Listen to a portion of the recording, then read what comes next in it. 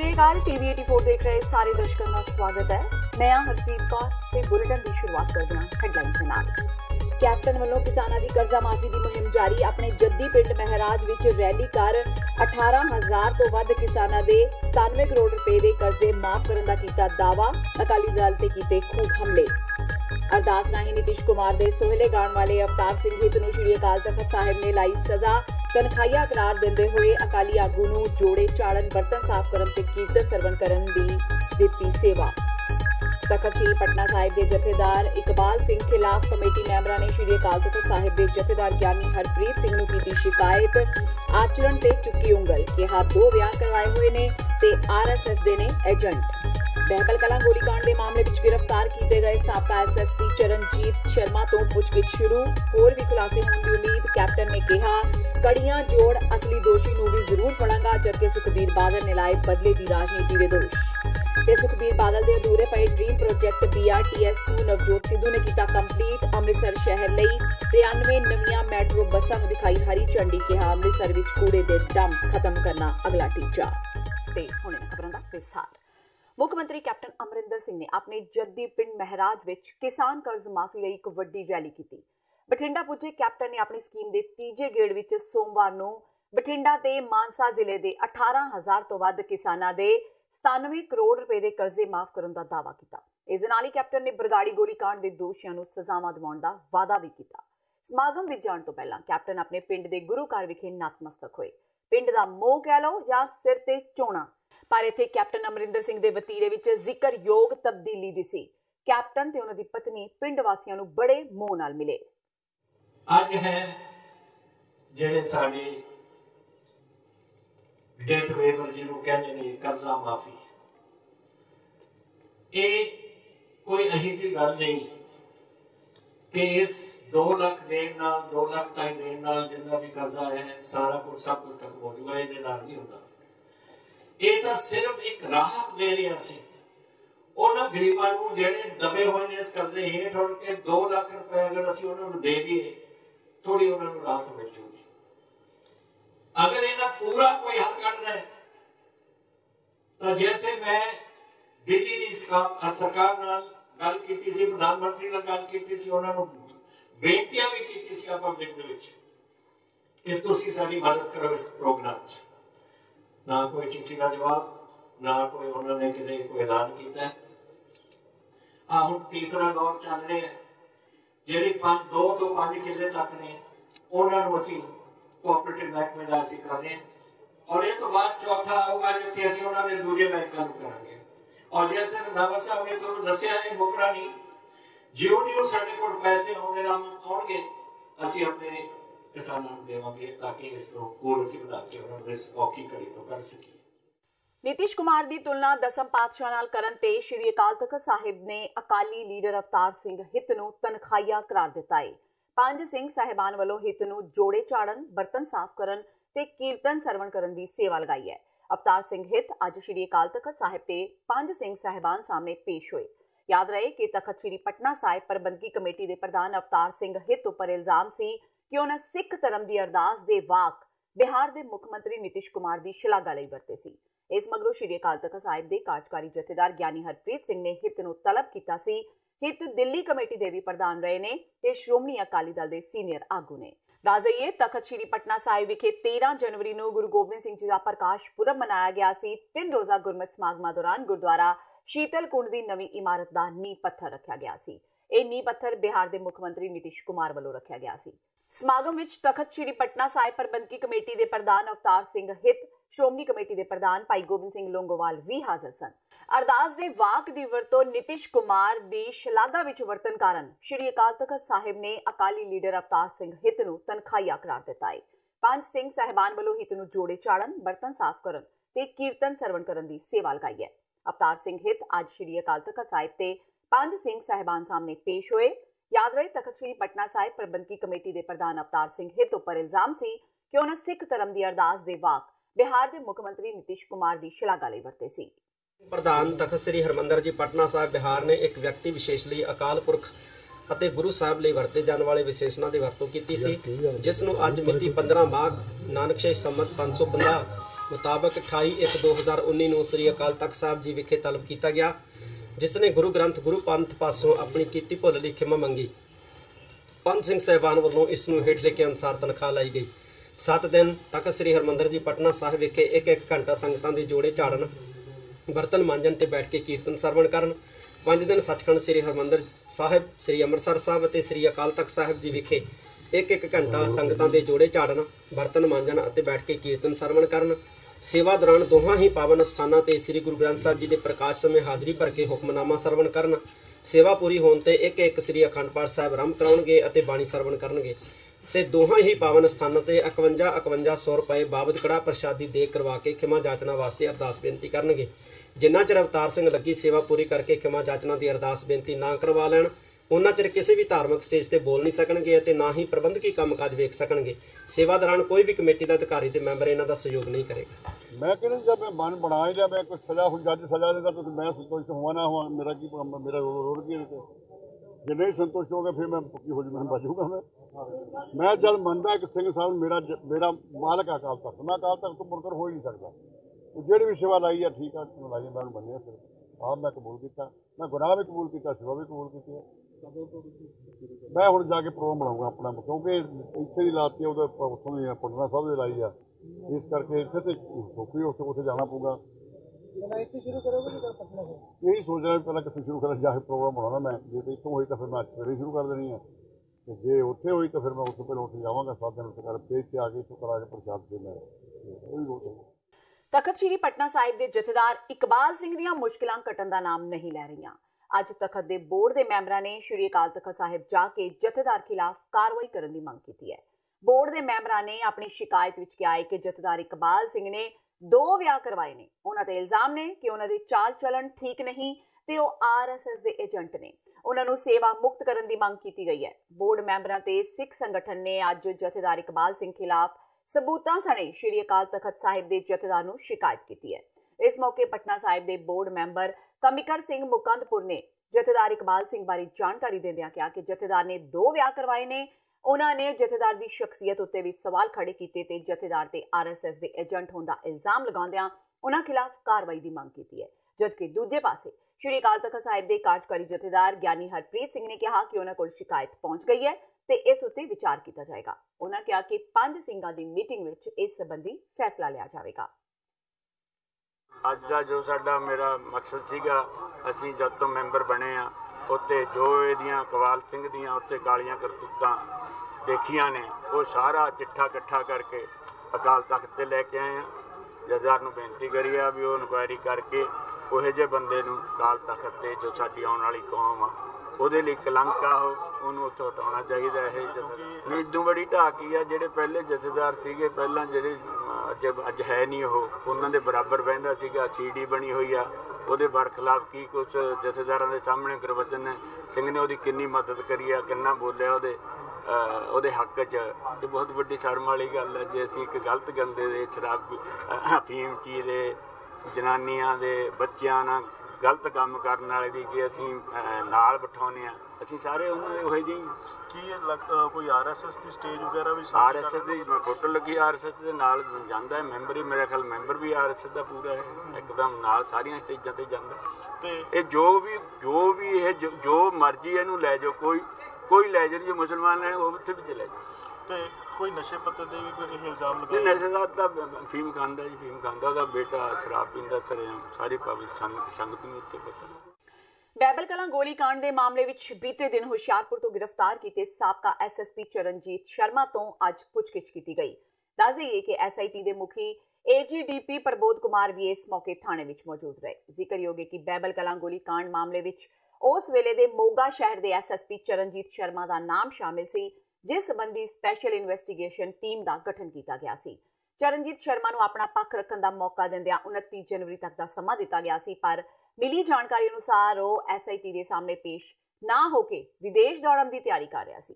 Police party ਨੇ ਛਾਪੇਮਾਰੀ ਕਰਦਿਆਂ ਉਸ ਨੂੰ ਬੀਤੇ ਦਿਨ ਹੁਸ਼ਿਆਰਪੁਰ ਤੋਂ ਗ੍ਰਿਫਤਾਰ ਕਰ ਲਿਆ। IG ਕੁੰਵਰ ਵਿਜੇ ਪ੍ਰਤਾਪ ਸਿੰਘ ਨੇ ਦੱਸਿਆ ਕਿ ਚਰਨਜੀਤ ਸ਼ਰਮਾ, ਜਿਸ ਦੇ ਕੋਲ ਪਹਿਲਾਂ ਤੋਂ ਹੀ ਕੈਨੇਡਾ, ਅਮਰੀਕਾ ਤੇ ਇੰਗਲੈਂਡ ਦਾ ਵੀਜ਼ਾ ਸੀ, ਉਹ ਬਾਹਰ ਭੱਜਣ ਦੀ ਤਿਆਰੀ ਵਿੱਚ ਸੀ। ਦੱਸ ਦੇਈਏ ਕਿ ਬੀਤੇ ਦਿਨ ਬੇਦਬੀ ਦੇ ਗੋਲੀकांड ਦੀ ਜਾਂਚ ਕਰ ਰਹੀ ਸਿਟ ਨੇ ਇਸ ਮਾਮਲੇ ਵਿੱਚ ਨਾਮਜ਼ਦ ਚਰਨਜੀਤ ਸ਼ਰਮਾ ਨੂੰ ਗ੍ਰਿਫਤਾਰ ਕੀਤਾ ਸੀ ਕੱਲ ਦੇਰ ਰਾਤ ਉਹਨਾਂ ਨੂੰ ਡਿਊਟੀ ਮੈਜਿਸਟ੍ਰੇਟ ਦੇ ਸਾਹਮਣੇ ਪੇਸ਼ ਕੀਤਾ ਗਿਆ, ਜਿੱਥੋਂ ਜੱਜ ਨੇ ਉਹਨਾਂ ਨੂੰ 4 ਫਰਵਰੀ ਤੱਕ 8 ਦਿਨਾਂ ਦੇ ਪੁਲਿਸ ਰਿਮਾਂਡ ਤੇ ਭੇਜ ਦਿੱਤਾ। ਹਾਲਾਂਕਿ ਪੁਲਿਸ ਨੇ ਜੱਜ ਕੋਲੋਂ ਚਰਨਜੀਤ ਸ਼ਰਮਾ ਲਈ 14 ਦਿਨ ਦਾ ਰਿਮਾਂਡ ਮੰਗਿਆ ਸੀ। ਬੀਤੀ ਦੇਰ ਰਾਤ ਸ਼ਰਮਾ ਨੂੰ ਭਾਰੀ ਪੁਲਿਸ ਕਸਟਡੀ ਹੇਠ ਡਿਊਟੀ ਮੈਜਿਸਟ੍ਰੇਟ ਚੇਤਨ ਸ਼ਰਮਾ ਦੇ ਘਰ ਲਿਜਾਇਆ ਗਿਆ। ਇਸ ਦੌਰਾਨ ਉਹਨਾਂ ਸਫेद ਲੋਈ ਤਾਣੀ ਹੋਈ ਸੀ ਤੇ ਮੂੰਹ ਢੱਕਿਆ ਹੋਇਆ ਸੀ। इस दौरान जज नाल करीब 20 मिनट तक गलबात चली। SIT की तरफ से चरणजीत सिंह उस समय के SSP मोगा को आज गिरफ्तार किया गया है। इनके बारे में इनसे संबंधित केस फाइल के ऊपर सफिशिएंट एविडेंस आ चुका है और इनको नोटिस जारी किया गया था 29 तारीख को पेश होने के लिए, लेकिन वो नोटिस सर्व नहीं हो पा रहा था क्योंकि ये अवेलेबल नहीं थे और ये पता चला कि ये दाएं बाएं हो गए हैं और ये पेश नहीं होंगे और इनका वीज़ा लगा हुआ है, ये बाहर जा सकते हैं और ये टिकट वगैरह लेने का प्रयास कर रहे थे। इस बारे में पुलिस के पास पुख्ता जानकारी जब मिली तो इनकी गिरफ्तारी के लिए मतलब हमने प्रयास किए और सोर्स लगा करके इनके बारे में पता किया गया और आज सुबह इनको अर्ली मॉर्निंग गिरफ्तार किया गया है होशियारपुर से और बाकी तफ्तीश चल रही है, इन्वेस्टिगेशन चल रहा है। आने वाले समय में जो भी डेवलपमेंट होगा आपको हम बताते हैं। गिरफ्तारी जब करने के लिए घेरा डाल दिया गया उस समय इन्होंने भागने की कोशिश की और इनकी कोशिश यही थी कि ये भाग जाएं, लेकिन पुलिस का घेरा मजबूत था, इसलिए मतलब ये भागने में नाकामयाब रहे। पुलिस ने इनको गिरफ्तार कर लिया। ਮੁੱਖ ਮੰਤਰੀ ਕੈਪਟਨ ਅਮਰਿੰਦਰ ਸਿੰਘ ਨੇ ਬਹਿਬਲ ਕਲਾਂ ਤੇ ਕੋਟਕਪੂਰਾ ਗੋਲੀकांड ਮਾਮਲੇ ਵਿੱਚ ਸਾਬਕਾ SSP ਚਰਨਜੀਤ ਸ਼ਰਮਾ ਦੀ ਗ੍ਰਿਫਤਾਰੀ ਤੇ ਬੋਲਦਿਆਂ ਇਸ ਨੂੰ ਇੱਕ ਵੱਡੀ ਕਾਮਯਾਬੀ ਦੱਸਿਆ ਹੈ।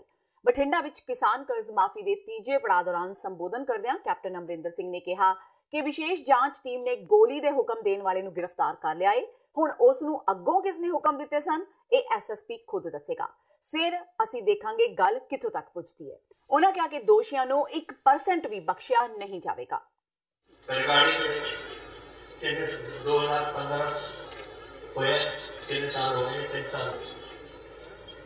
ਸਾਲ ਦੇ ਵਿੱਚ ਤੁਸੀਂ ਕੋਈ ਪ੍ਰਕਾਰ ਨਹੀਂ ਕਰ ਸਕਦੇ ਸੀ ਕਿ कैसे गोली चली। SIT साल में पहला कोई जस्टिस जोरा सिंह बना था और जस्टिस जोरा सिंह ने कोई रिपोर्ट बनाई, इन्होंने दसा होना कि किस किस्म की रिपोर्ट बनानी है और फिर जब देना है तो इन्होंने उसको रिपोर्ट लेती ब्रैक्स पे बिठा रखे। फिर सानू रणदीप सिंह कमीशन उठाना पड़ा। उसके बाद इन्होंने CBI में जो पैसे से वापस रखी, SIT बनाया और उस SIT ने कल जिहड़े अफसर ने हुक्म दिता सी उन्होंने फड़िया। मैं डॉक्टर साहब नाल सहमत है कि गोली चलाने वाला ज्यादा ਉਹਦੇ ਤੇ कोई ज्यादा दोष है ਉਹਦਾ या ਜਿਹੜਾ ਹੁਕਮ ਦਿੰਦਾ ਉਹ ਦੋਸ਼ੀ। ਇਹ ਹੁਣ ਮੈਂ ਮੇਰਾ ਨਹੀਂ ਬੋਲ ਸਕਦਾ ਇਹਦੇ ਬਾਰੇ, ਇਹ SIT ਨੂੰ ਫੈਸਲਾ ਕਰਨਾ ਪਊ। ਲੇਕਿਨ ਜਿਹੜਾ ਪਹਿਲਾਂ ਇਹਨਾਂ ਦਾ ਬੰਦਾ ਚਲਾਉਣ ਵਾਲਾ ਉਹ ਆਪੇ ਦੱਸੂ ਕਿ ਮੈਨੂੰ ਤਾਂ ਫਲਾਣੇ ਨੇ ਹੁਕਮ ਦਿੱਤਾ, ਉਹ ਅੱਗੇ ਕਹੂਗਾ ਮੈਨੂੰ ਫਲਾਣੇ ਨੇ ਦਿੱਤਾ, ਫਿਰ ਪਹੁੰਚੂ ਜਿੱਥੇ ਅਸੀਂ ਦੇਖਾਂਗੇ ਕਿੱਥੇ ਪਹੁੰਚਦੇ।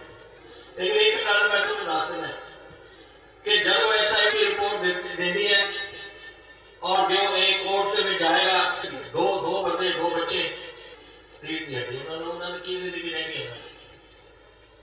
ताही मैं कहना चाहूँ कि इस SIT ने अपना काम कर दो, ये फिर जाओगी SIT अपनी पाओगी रिपोर्ट कोर्ट के विच और जेड़ा दोषी करार हो बड़े तो बड़ा होए अफसर होए या सियासतदान होए वो बख्शे नहीं जाएगा। ये मैं तुम दस ਆਮ ਆਦਮੀ ਪਾਰਟੀ ਦੇ ਆਗੂ ਤੇ ਸੰਗਰੂਰ ਤੋਂ ਲੋਕ ਸਭਾ ਮੈਂਬਰ ਭਗਵੰਤ ਮਾਨ ਨੇ ਕੈਪਟਨ ਸਰਕਾਰ ਤੋਂ ਮੰਗ ਕੀਤੀ ਹੈ ਕਿ ਪ੍ਰਕਾਸ਼ ਸਿੰਘ ਬਾਦਲ, ਸੁਖਬੀਰ ਬਾਦਲ ਤੇ ਸੁਮੇਧ ਸੈਣੀ ਦੇ ਪਾਸਪੋਰਟ ਜ਼ਬਤ ਕੀਤੇ ਜਾਣ। ਮਾਨ ਨੇ ਕਿਹਾ ਕਿ ਜੇਕਰ ਬਾਦਲਾਂ ਤੇ ਕਾਰਵਾਈ ਹੁੰਦੀ ਹੈ ਤਾਂ ਹੀ ਲੋਕਾਂ ਦੇ ਜ਼ਖਮਾਂ ਤੇ ਮੱਲਮ ਲੱਗੇਗੀ। ਬਹਿਬਲ ਕਲਾਂ ਗੋਲੀकांड ਵਿੱਚ ਸਾਬਕਾ SSP ਚਰਨਜੀਤ ਸ਼ਰਮਾ ਦੀ ਗ੍ਰਿਫਤਾਰੀ ਤੇ ਬੋਲਦਿਆਂ ਮਾਨ ਨੇ ਕਿਹਾ ਕਿ ਅਫਸਰ ਤਾਂ ਸਿਰਫ ਮੋਹਰੇ ਨੇ। ਉਹਨਾਂ ਕਿਹਾ ਕਿ ਅਸੀਂ ਜਲਿਆਂਵਾਲਾ ਬਾਗ ਵਿੱਚ ਗੋਲੀ ਚਲਾਉਣ ਵਾਲੇ ਕਿਸੇ ਵੀ ਵਿਅਕਤੀ ਦਾ ਨਾਮ ਨਹੀਂ ਜਾਣਦੇ, ਪਰ ਗੋਲੀ ਦਾ ਹੁਕਮ ਦੇਣ ਵਾਲੇ ਦਾ ਨਾਮ ਸਾਰੇ ਜਾਣਦੇ ਨੇ। ਮਾਨ ਨੇ ਕਿਹਾ ਕਿ ਇਸੇ ਤਰ੍ਹਾਂ ਹੁਣ ਚਰਨਜੀਤ ਸ਼ਰਮਾ ਨੂੰ ਗ੍ਰਿਫਤਾਰ ਕਰ ਲਿਆ ਤਾਂ ਇਹ ਸਾਹਮਣੇ ਆਵੇ ਕਿ ਉਸ ਨੇ ਕਿਸ ਦੇ ਹੁਕਮ ਤੇ ਇਹ ਕਾਰਵਾਈ ਕੀਤੀ। ਦੇਖੋ SSP ਹੋਰੀ ਤਾਂ ਮੋਹਰੇ ਨੇ, ਤੁਸੀਂ ਜਲਿਆਂਵਾਲੇ ਬਾਗ ਦੇ ਵਿੱਚ ਗੋਲੀ ਚਲਾਉਣ ਵਾਲੇ ਕਿਸੇ ਸਿਪਾਹੀ ਦਾ ਨਾਂ ਜਾਣਦੇ ਹੋ? ਨਹੀਂ ਜਾਣਦੇ। ਆਰਡਰ ਕਿਹਨੇ ਦਿੱਤਾ ਸੀ? ਅਡਵਾਇਰ ਨੇ, ਜਨਰਲ ਡਾਇਰ ਨੇ। ਉਹਨਾਂ ਦਾ ਜਨਰਲ ਡਾਇਰ ਕੌਣ ਸੀ? ਚਰਨਜੀਤ ਸ਼ਰਮਾ ਫੜ ਲਿਆ, ਉਹਨੂੰ ਤਾਂ ਆਰਡਰ ਮਿਲਿਆ ਹੋਣਾ, ਤਾਂ ਉਹ ਐਮ ਸਿੱਧੀ ਤਾਂ ਨਹੀਂ ਗੋਲੀ ਚਲਾਤੀ ਨਾ। ਉਹਨੂੰ ਆਰਡਰ ਦੇਣ ਵਾਲੇ ਕੌਣ ਨੇ? ਡਿਪਟੀ ਮੁੱਖ ਮੰਤਰੀ ਉਸ ਵੇਲੇ ਗ੍ਰਹਿ ਮੰਤਰੀ ਸੀਗਾ ਸੁਖਬੀਰ ਬਾਦਲ ਤੇ ਮੁੱਖ ਮੰਤਰੀ ਪ੍ਰਕਾਸ਼ ਸਿੰਘ ਬਾਦਲ ਸੀ। ਇਹਨਾਂ ਦੋਨਾਂ ਨੂੰ ਆਰਡਰ ਤਾਂ ਉਹਨਾਂ ਦੇ ਆਰਡਰਾਂ ਬਿਨਾਂ ਕਿਵੇਂ ਗੋਲੀ ਚੱਲ ਸਕਦੀ ਹੈ? ਸੋ ਉਹਨਾਂ ਦਾ ਨਾਮ ਆਉਣਾ ਚਾਹੀਦਾ ਹੈ ਔਰ ਉਹਨਾਂ ਦੇ ਪਾਸਪੋਰਟ ਰੱਖ ਲੈਣੇ ਚਾਹੀਦੇ ਨੇ। ਸੁਮੇਧ ਸੈਣੀ, ਪ੍ਰਕਾਸ਼ ਸਿੰਘ ਬਾਦਲ ਤੇ ਸੁਖਬੀਰ ਬਾਦਲ ਦੇ ਪਾਸਪੋਰਟ ਜਮ੍ਹਾਂ ਕਰਾ ਕੇ ਰੱਖੋ ਇਹਨਾਂ ਦੇ, ਕਿਉਂਕਿ ਇਹ ਵੀ ਵਿਦੇਸ਼ ਭੱਜ ਸਕਦੇ ਨੇ ਜਿਵੇਂ ਚਰਨਜੀਤ ਸ਼ਰਮਾ ਬਾਰੇ ਸ਼ੱਕ ਕੀਤਾ ਜਾਂਦਾ ਸੀ। ਤੇ ਹੁਣ ਵੇਲਾ ਹੋ ਗਿਆ ਬ੍ਰੇਕ ਦਾ। ਬਾਕੀ ਦੀਆਂ ਖਬਰਾਂ ਇਸ ਬ੍ਰੇਕ ਤੋਂ ਬਾਅਦ।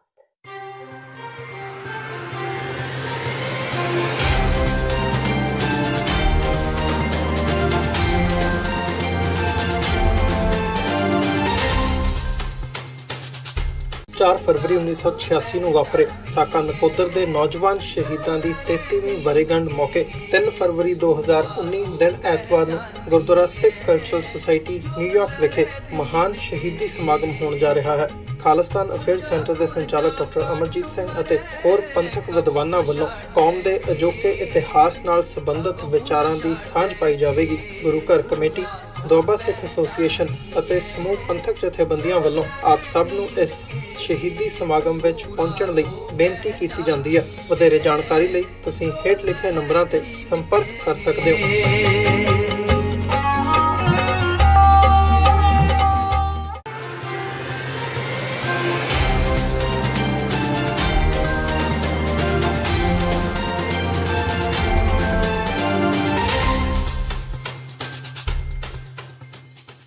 ਬ੍ਰੇਕ ਤੋਂ ਬਾਅਦ TV 84 ਦੇ ਖਬਰਾਂ ਦੇ ਬੁਲੇਟਿਨ ਵਿੱਚ ਸਵਾਗਤ ਹੈ। ਵਧਦਿਆਂ ਅਗਲੀ ਖਬਰ ਵੱਲ।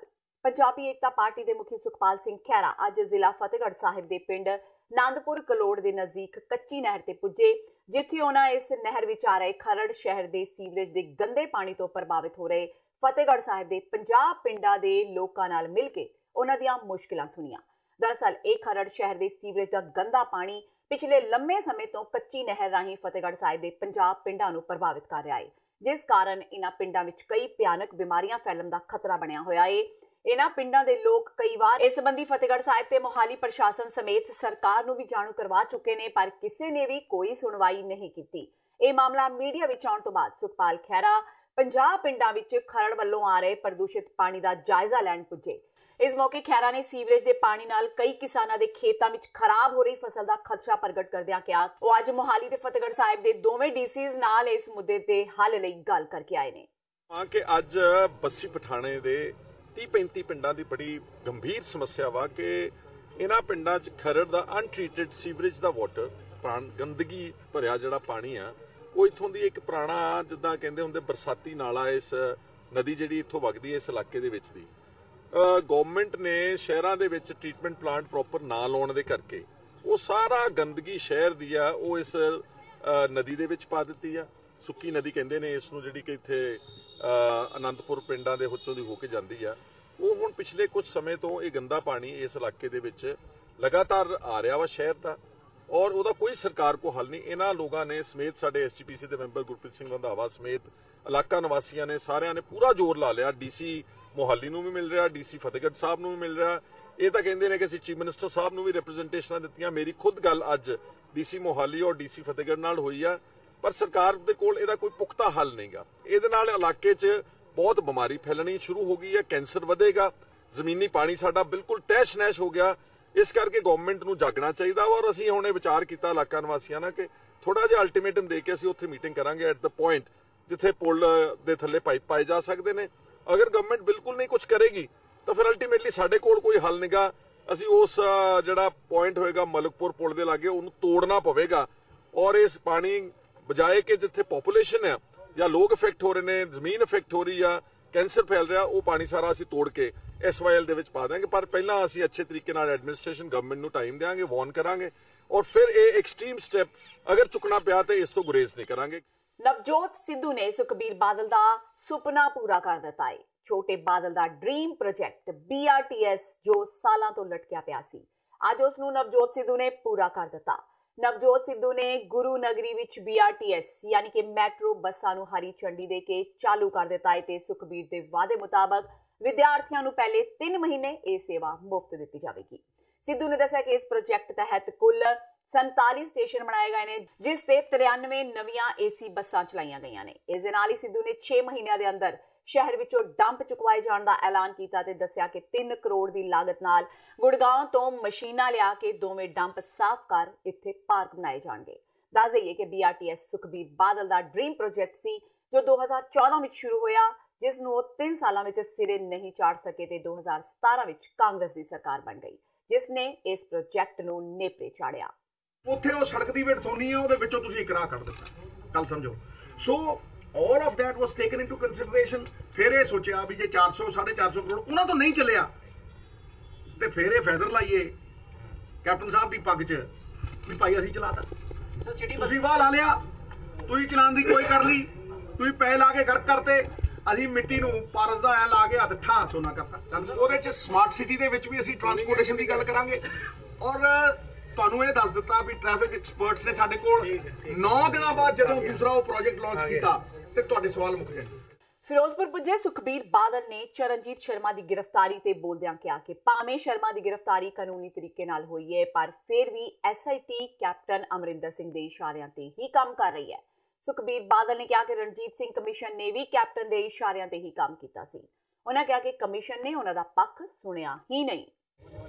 कैप्टन अमरिंदर सिंह ने लगातार पॉलिटिक्स खेडी है, रणजीत सिंह कमीशन भी पॉलिटिक्स है। आज हाई कोर्ट ने की डिसीजन दिता है, और हाई कोर्ट ने क्या दी, Ranjit Singh commission findings are not valid, they have no evidence and it's directed the SIT that do not depend on them। so उन्होंने 2 साल रणजीत सिंह का की किया।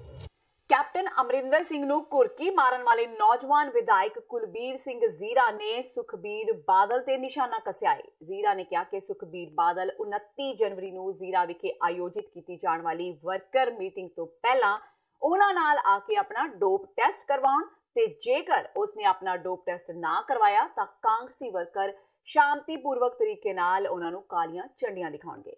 ਜ਼ੀਰਾ ਨੇ ਕਿਹਾ ਸੁਖਬੀਰ ਉਸ ਨੂੰ ਨਸ਼ੇੜੀ ਤੇ ਸਮਗਲਰ ਕਹਿਣ ਤੋਂ ਪਹਿਲਾਂ ਆਪਣੀ ਪੀੜੀ ਥੱਲੇ ਸੋਟਾ ਫੇਰਨ। ਇਸ ਮੌਕੇ ਜ਼ੀਰਾ ਨੇ ਸੁਖਬੀਰ ਬਾਦਲ ਤੇ ਨਸ਼ੇ ਨੂੰ ਲੈ ਕੇ 5 ਗੰਭੀਰ ਦੋਸ਼ ਵੀ ਲਗਾਏ। ਉਹਨਾਂ ਕਿਹਾ ਕਿ ਸੁਖਬੀਰ ਬੁਖਲਾ ਗਏ ਨੇ ਤੇ ਉਹਨਾਂ ਨੂੰ ਪਤਾ ਹੀ ਨਹੀਂ ਲੱਗਦਾ ਕਿ ਉਹ ਕੀ ਬੋਲ ਰਹੇ ਨੇ।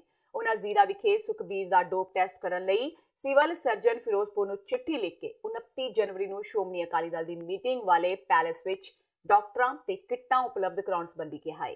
ਜ਼ੀਰਾ ਨੇ ਕਿਹਾ ਕਿ ਉਹਨਾਂ ਨੇ ਮੁੱਖ ਮੰਤਰੀ ਪੰਜਾਬ ਦੇ ਦਿਸ਼ਾ ਨਿਰਦੇਸ਼ਾਂ ਅਨੁਸਾਰ ਨਸ਼ਿਆਂ ਖਿਲਾਫ ਜੰਗ ਛੇੜੀ ਹੋਈ ਹੈ, ਜਿਸ ਨੂੰ ਉਹ ਜਾਰੀ ਰੱਖਣਗੇ। कि सुखबीर सिंह बादल जी ने बठिंडा दे विच एक बयान दिता, जिस दे विच कहा कि कुलबीर सिंह जीरा जो है वो नशेड़ी ते तस्कर है बहुत वड्डा। तां मैं उदों भी मैनूं जदों प्रेस वाले वीरां ने पुछया तां मैं उदों भी ये गल कीती कि कुलबीर सिंह जीरा नूं जिहड़ा नशेड़ी दसदा वो मेरे नाल जदों मर्जी डॉग टेस्ट जिहड़ा है वो करा सकता है। और आ प्रोग्राम है 29 तरीक का जो कि जीरा विखे सुखबीर सिंह बादल पहुंच रहे हैं और मेरे सवालों का जवाब देन तो मैं कहांगा कि वर्कर मिलनी प्रोग्राम जो जिसनों नाम दिता है तो पहला भी इन्होंने एक रैलियां जो कढ़ियां तो मैं उदों भी इन्हों चैलेंज किया कि सुखबीर सिंह बादल ਜਦੋਂ ਵੀ ਤੁਸੀਂ ਆਉਣਾ ਹੋਵੇ ਤਾਂ ਮੈਨੂੰ ਦੱਸ ਕੇ ਜ਼ਰੂਰ ਆਇਓ, ਤਾਂ ਕਿ ਮੇਰੇ ਲੋਕਾਂ ਦੀਆਂ ਪੰਜਾਬ ਦੇ ਲੋਕਾਂ ਦੀਆਂ ਬਹੁਤ ਗੱਲਾਂ ਜਿਹੜੀਆਂ ਨੇ ਉਹ ਤੁਹਾਡੇ ਨਾਲ ਕਰਨ ਵਾਲੀਆਂ ਨੇ, ਮੈਂ ਵਿਚਾਰ ਵਟਾਂਦਰੇ ਕਰਨਾ ਚਾਹੁੰਦਾ। ਪਾਕਿਸਤਾਨੀ ਤਸਕਰ ਆਪਣੀਆਂ ਨਾਪਾਕ ਹਰਕਤਾਂ ਤੋਂ ਬਾਜ਼ ਨਹੀਂ ਆ ਰਹੇ ਤੇ ਨਿਤ ਦਿਨ ਭਾਰਤ ਵਿੱਚ ਨਸ਼ੇ ਦੀਆਂ ਖੇਪ ਭੇਜਣ ਵਿੱਚ ਲੱਗੇ ਹੋਏ ਨੇ। ਹਾਲਾਂਕਿ ਸਰਹੱਦ ਤੇ ਬੈਠੀ BSF ਇਹਨਾਂ ਪਾਕਿਸਤਾਨੀ ਨਸ਼ਾ ਤਸਕਰਾਂ ਦੇ ਮਨਸੂਬਿਆਂ ਤੇ ਸਮੇਂ-ਸਮੇਂ ਤੇ ਪਾਣੀ ਫੇਰ ਰਹੀ ਹੈ। बीती देर रात भी फिरोजपुर इंडो पाक सरहद ते BSF ने कुछ हिलजुल हुंदे देखी तां उन्हां पाकिस्तानी तस्करां नूं ललकारिया। इस पिछों तस्करां ने BSF दे जवानां ते फायरिंग शुरू कर दित्ती। जवाब विच BSF ने भी तस्करां ते फायरिंग शुरू की, जिस ते भारत वाल सुट्टी करीब 15 करोड़ दी 6 पैकेट 2 किलो 920 ग्राम हैरोइन उत्थे छड़ के ओ वापस पाकिस्तान वाल चले गए। सर्च ऑपरेशन विच BSF ने एक पाक सिम, एक पिस्टल, 5 जिंदा कारतूस ते 20 ग्राम अफीम भी बरामद की है। ये रिकवरी कल रात को लगभग 11 बजे हमारा BOP गटियाट जो पड़ता है तो उसके जिम्मेवारी के इलाके में हुआ। जो हमारी जो हिट पार्टी तो पेट्रोलिंग कर रही थी, तो उस दौरान कुछ इनको आवाज़ सुनाई दिया, तो उसके बाद ये उस तरफ भागे। तो ये सारे अपना ये हीरोइन को ये थ्रो कर चुके थे। जैसे ये स्मगलर इसको थ्रो करने के बाद वापस भागने लगे, तभी हमारे लड़कों ने इनके ऊपर फायर भी किया। ਤੇ ਸਨ ਹੁਣ ਤੱਕ ਦੀਆਂ ਖਬਰਾਂ। ਜਾਂਦੇ ਜਾਂਦੇ ਇੱਕ ਵਾਰ ਫੇਰ ਨਜ਼ਰ ਮਾਰਦੇ ਹਾਂ ਮੁੱਖ ਖਬਰਾਂ ਤੇ। ਕੈਪਟਨ ਵੱਲੋਂ ਕਿਸਾਨਾਂ ਦੀ ਕਰਜ਼ਾ ਮਾਫੀ ਦੀ ਮੁਹਿੰਮ ਜਾਰੀ। ਆਪਣੇ ਜੱਦੀ ਪਿੰਡ ਮਹਿਰਾਜ ਵਿੱਚ ਰੈਲੀ ਕਰ 18,000 ਤੋਂ ਵੱਧ ਕਿਸਾਨਾਂ ਦੇ 97 ਕਰੋੜ ਰੁਪਏ ਦੇ ਕਰਜ਼ੇ ਮਾਫ ਕਰਨ ਦਾ ਕੀਤਾ ਦਾਅਵਾ। ਅਕਾਲੀ ਦਲ ਤੇ ਕੀਤੇ ਖੂਬ ਹਮਲੇ। ਅਰਦਾਸ ਰਾਹੀਂ ਨਿਤਿਸ਼ ਕੁਮਾਰ ਦੇ ਸੋਹਲੇ ਗਾਉਣ ਵਾਲੇ ਅਵਤਾਰ ਸਿੰਘ ਹਿੱਤ ਨੂੰ ਸ਼੍ਰੀ ਅਕਾਲ ਤਖਤ ਸਾਹਿਬ ਨੇ ਲਾਈ ਸਜ਼ਾ। ਤਨਖਾਹੀਆ ਕਰਾਰ ਦਿੰਦੇ ਹੋਏ ਅਕਾਲੀ ਆਗੂ ਨੂੰ ਜੋੜੇ ਚਾੜਨ, ਬਰਤਨ ਸਾਫ਼ ਕਰਨ ਤੇ ਕੀਰਤਨ ਸਰਵਣ ਕਰਨ ਦੀ ਦਿੱਤੀ ਸੇਵਾ। ਤਖਤ ਸ਼੍ਰੀ ਪਟਨਾ ਸਾਹਿਬ ਦੇ ਜਥੇਦਾਰ ਇਕਬਾਲ ਸਿੰਘ ਖਿਲਾਫ ਕਮੇਟੀ ਮੈਂਬਰਾਂ ਨੇ ਸ਼੍ਰੀ ਅਕਾਲ ਤਖਤ ਸਾਹਿਬ ਦੇ ਜਥੇਦਾਰ ਗਿਆਨੀ ਹਰਪ੍ਰੀਤ ਸਿੰਘ ਨੂੰ ਕੀਤੀ ਸ਼ਿਕਾਇਤ। ਆਚਰਣ ਤੇ ਚੁੱਕੀ ਉਂਗਲ, ਕਿਹਾ 2 ਵਿਆਹ ਕਰਵਾਏ ਹੋਏ ਨੇ ਤੇ RSS ਦੇ ਨੇ ਏਜੰਟ। ਬਹਿਬਲ ਕਲਾਂ ਗੋਲੀकांड ਦੇ ਮਾਮਲੇ ਵਿੱਚ ਗ੍ਰਿਫਤਾਰ ਕੀਤੇ ਗਏ ਸਾਬਕਾ SSP ਚਰਨਜੀਤ ਸ਼ਰਮਾ ਤੋਂ ਪੁੱਛਗਿੱਛ ਸ਼ੁਰੂ। ਹੋਰ ਵੀ ਖੁਲਾਸੇ ਹੋਣ ਦੀ ਉਮੀਦ। ਕੈਪਟਨ ਨੇ ਕਿਹਾ ਕੜੀਆਂ ਜੋੜ ਅਸਲੀ ਦੋਸ਼ੀ ਨੂੰ ਵੀ ਜ਼ਰੂਰ ਫੜਾਂਗਾ, ਜਦਕਿ ਸੁਖਬੀਰ ਬਾਦਲ ਨੇ ਲਾਏ ਬਦਲੇ ਦੀ ਰਾਜਨੀਤੀ ਦੇ ਦੋਸ਼। ਤੇ ਸੁਖਬੀਰ ਬਾਦਲ ਦੇ ਅਧੂਰੇ ਪਏ ਡ੍ਰੀਮ ਪ੍ਰੋਜੈਕਟ BRTS ਨੂੰ ਨਵਜੋਤ ਸਿੱਧੂ ਨੇ ਕੀਤਾ ਕੰਪਲੀਟ। ਅੰਮ੍ਰਿਤਸਰ ਸ਼ਹਿਰ ਲਈ 93 ਨਵੀਆਂ ਮੈਟਰੋ ਬੱਸਾਂ ਨੂੰ ਦਿਖਾਈ ਹਰੀ ਝੰਡੀ। ਕਿਹਾ ਅੰਮ੍ਰਿਤਸਰ ਵਿੱਚ ਕੂੜੇ ਦੇ ਡੰਪ ਖਤਮ ਕਰਨਾ ਅਗਲਾ ਟੀਚਾ। ਇਸ ਦੇ ਨਾਲ ਹੀ TV 84 ਦਾ ਖਬਰਾਂ ਦਾ ਇਹ ਬੁਲੇਟਿਨ ਖਤਮ ਹੁੰਦਾ ਹੈ। ਮੈਨੂੰ ਹਰਪ੍ਰੀਤ ਕੌਰ ਨੂੰ ਦਿਓ ਇਜਾਜ਼ਤ। ਸਤਿ ਸ਼੍ਰੀ ਅਕਾਲ।